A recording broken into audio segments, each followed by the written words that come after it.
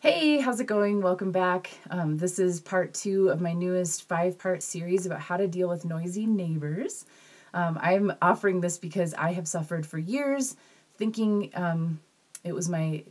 I've dealt with noisy neighbors many, many times, and I've suffered tremendously because of it. And what I found out was it was actually my thinking around it. And since I've been working with that, I found a great deal of serenity and peace and solution around this, and I still struggle with it. So I'm here to offer what's helped me. I feel like this is a time when we could all really use this kind of work because we are stuck in the house more than usual. We are perhaps hearing our neighbors more often than not, and we don't have our same outlets maybe that we used to have to kind of get away from it all. There's really nowhere to go right now. So if you're in a situation where you're dealing with noisy neighbors and it's stressing you out, I welcome you to this series and to my channel. I have lots of videos about this topic and just stuff in general to help with not only noisy neighbors, but things that seem to stress us out. Because one of the premises I come from is that circumstances are actually neutral. And we are in charge of our feelings if we can get a hold of the thoughts that we're thinking.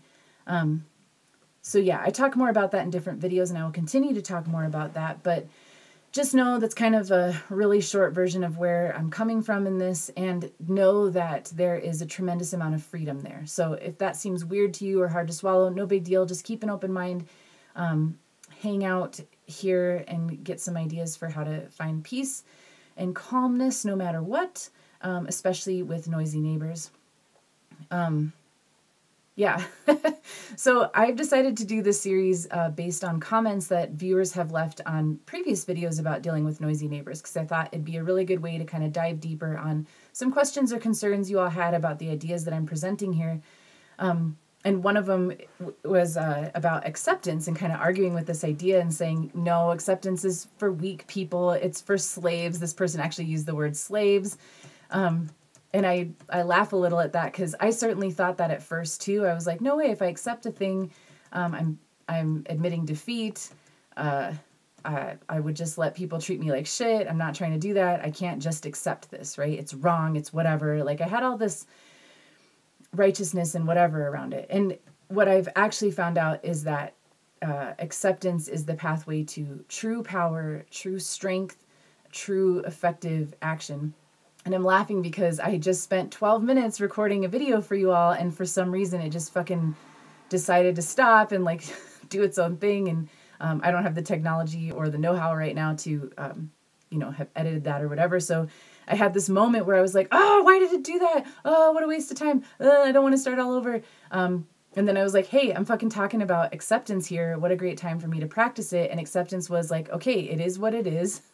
The video stopped. It's basically ruined and I need to start over. So I may as well just get to the starting over. So here I am, take 2.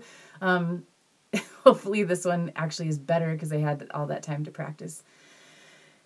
Anyways, so acceptance. Okay, I talk about that a lot. I talk about when we're trying to change our mindset, when we're trying to change our feelings about a thing, a first step is accepting what is actually happening and getting a clear handle on what is going on, right? And sorting out the facts of a thing and the isness of a thing, the reality of a situation from our stories about it, from our mood about it, from our opinions about whether it's right or wrong. Like I got so stuck in this shouldn't be happening. This isn't right. It's not fair, blah, blah, blah, blah, blah.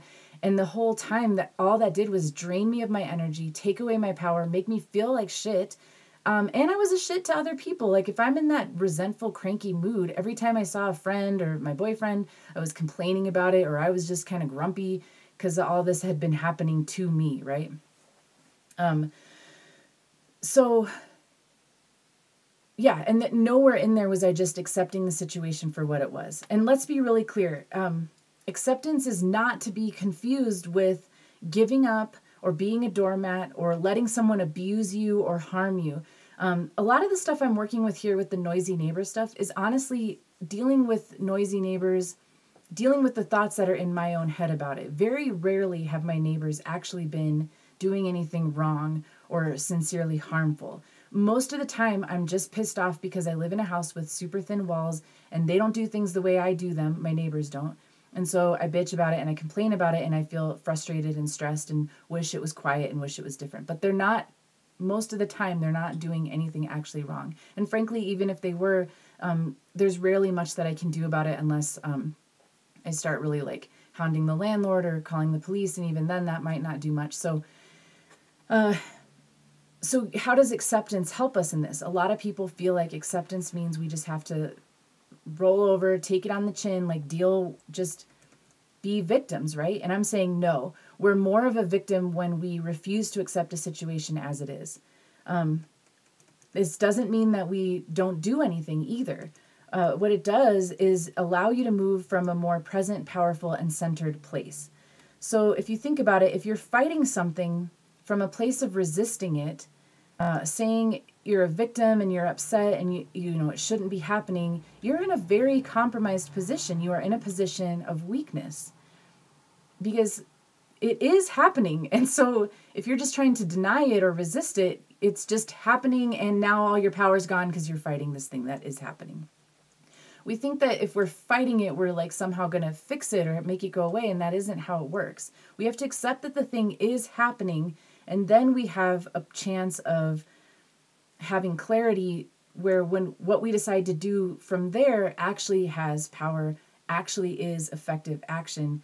When we accept something, we're actually facing it head on, which takes courage and which takes strength. We say, all right, this is how it is, and now what, if anything, do I want to do about it? So who is really the slave in a situation? The person who calmly identifies what can be changed and what action is effective and has the energy to take that action, or the person who's having a temper tantrum because they're not getting their own way, and that person is also constantly fighting things that are out of their control. To me, when I was doing that, I was weak and silly, and I was a slave. I was a slave to my own thoughts. I was a slave to my emotions. I was a slave to my opinions about what was right, what was wrong, what should and shouldn't be. And then I was a slave to other people. Like their music was causing me, or their noise or whatever, their behaviors were causing me to react and behave in a certain way that I didn't want to be acting and behaving like. So it was just always at the whims of like what they were doing. And to me, that's true weakness. So I got sick of it. And I was thinking about different analogies and examples here. And I thought of, say you're a person who hates the rain. And so you defy it. And you're like, it shouldn't be raining. I don't like the rain. It's not fair that it's raining. And meanwhile, you're getting soaking wet. You're miserable in the process. Or you feel like you can't go outside at all. And so you're trapped in your home. And now the rain owns you and is controlling your life. Or you can practice acceptance and you can accept the rain, accept the weather as it is, and dress accordingly. Bring an umbrella and enjoy what the situation has to offer.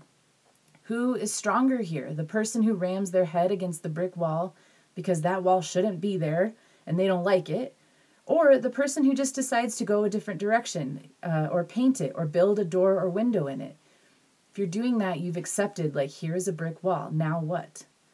When I first heard about acceptance, I thought, oh, right, I'm supposed to accept someone assaulting me? No way. But actually, yes. At first, if someone attacks me and my mind is a whirlwind of fear and disbelief and feeling victimized and saying it's not fair and shouldn't be happening, then I am weakened. I'm weak. My response is limited and I can easily become trapped or be more at the whim of this person who's actually harming me. However, if I can accept the happening of the situation, the isness, the reality of it, not whether it's right or wrong, but just that it is happening, then I have more power and I'm more able to see with clarity what the next step should be. And maybe that means escape. Maybe that means fighting back. Maybe that means calling for help. Who knows? Never, ever, ever has fighting or complaining about reality been a useful response, okay? It's something that we might get a false sense of power from. We might feel like we're doing something, but all we're doing is draining our energy, and we're stuck. So even in instances where the fighting and the resisting seems to work, I always see later how it eventually bites me in the ass. I've talked about this in the last video. I have successfully gotten neighbors to shut up by screaming or pounding on the walls. but then maybe I feel guilty about it. Because again, I'm not trying to be this kind of aggressive person in the world. I want to be friendly. I want to have a neighborly place, you know. I always end up feeling a little ashamed, even if I'm right, quote unquote.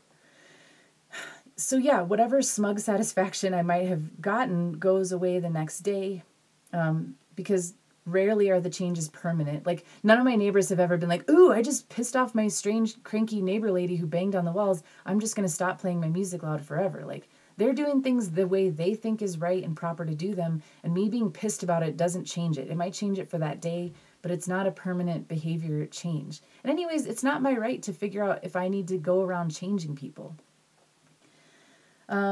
Yeah, so they'll either be back at it the next day. It also keeps me on high alert. Like, suddenly I've put myself in this position of having to play God, of having to play the noise police. And so I'm always like, okay, when's it going to happen again? I have to shut it down if it starts again. This is weak. This is weakness. Like, this is me being a slave to this circumstance. So yeah, there's a lot of tension, fear, and dreading of the next noise. That is not freedom. That is slavery in my mind. So yeah, and I've talked about how in the last video, like, even if I could run around controlling and manipulating everyone so it would just be exactly the way I like it, there's going to be shit popping up in other areas. And then all of a sudden I got to try to control that too. So that is not the answer. Acceptance is the answer. That has been the answer for me. And again, this is a practice. I don't think I've ever heard of acceptance talked about in like, just accept it. Like, just accept that this is happening and then you'll be fine. It's not like that. This is a practice. This is a way of viewing the world, and it is nuanced, right? Like, I still struggle with this, even though I've come to a lot more of an understanding of the difference between practicing acceptance and being a victim or just being a passive recipient to things in my life that are egregious or harmful or whatever. Those things are not the same thing, but it takes like thinking and critical thought and prayer and meditation and just keeping an open mind and trying these beliefs on to sort of work through that kind of stuff, right? So if, again, and I shared this in my first video and I want to share it again because I think it's still true and helpful. If you find that there's something that really like riles you up or makes you defensive in these videos, I would invite you to take a closer look at that, because in my experience, those have actually been signals that it's something that I was resisting somehow, like, and it ended up being true, or it ended up being a path to greater freedom or greater clarity. So you're of course allowed to disagree with me, and there's a billion channels on YouTube that if this isn't your jam, then you can find someone that is more aligned with how you view the world or whatever. This is just, I just wanted to offer, like, this isn't about me trying to get you to not disagree with me. This is just like, hey, if there is something that sort of makes you defensive or riles you up, that could be a gift. And that could be something you might want to pay attention to for whatever reason. Because ultimately what I've found is that everybody is a reflection of what's going on with me. And this is fuel for deeper conversations, but I will just say, like, I have gotten to a place where I can at least practice believing that everything is happening for me and everyone is a gift for me. And so the quicker I can get to a place of just accepting what it is and now what do I want to do about it, if anything, the quicker I find my way back to peace and serenity and joy, and no matter what. So yeah, personally, again, I will just say I think acceptance is ultimate freedom. It's the ultimate. Practicing acceptance along with other things is actually some rock star superpower shit, because otherwise everyone else is in charge of how I feel, and that feels like slavery to me. So I hope this was helpful, and if not, that's okay, because I will try again in a couple days with part 3 of this series. So be well, take it easy, be kind to yourself, be gentle in this process when we are doing thought work and when we're unlearning old behaviors and old habits. It's challenging and it's tough. And so you might have days where you feel like you're getting this stuff and seeing some shifts, and you might have days where you're fucking outraged and you're banging on the floor like a mad woman. So, or madman. anyways, you're trying and you're learning and you're growing, even if you feel like you're regressing. This is just the work of a lifetime, and you are getting better at it, I promise. So thank you for being here, and I will see you in a couple days with part 3. All right, bye.